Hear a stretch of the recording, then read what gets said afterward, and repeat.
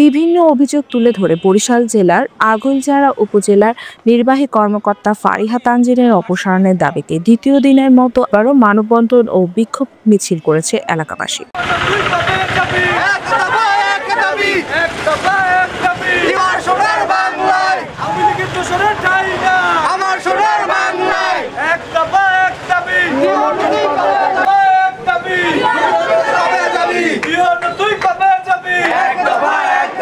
আমার সোনার বাংলা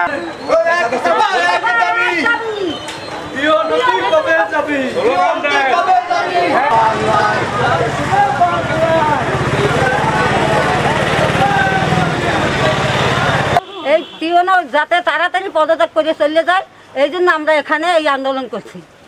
যদি না যায় তাহলে আমরা আরো বিক্ষোভ করব, অনেক আন্দোলন, অনেক কিছু করব আমরা, তার কঠোর। আমাদের দাবি আজকে এই যে স্বৈরাচার টিওনো তার পদত্যাগ, এটাই আমাদের জরুরি বিষয়, জরুরি দাবি। তার পদত্যাগ, তার বিভিন্ন ধরনের তার দুর্নীতি, নিরীহ মানুষকে ধরে ব্ল্যাকমেল করে, তারপরে তারে বাহিরে দাঁড়া করাই রাখে ঘন্টার পর ঘন্টা। আমাদের মেন উদ্দেশ্য হচ্ছে বাংলাদেশ থেকে স্বৈরাচার দূর করতে হবে। তারপর যে গরিবদের যেটা প্রাপ্ত, ওই প্রাপ্ত জিনিসটা দিতে হবে।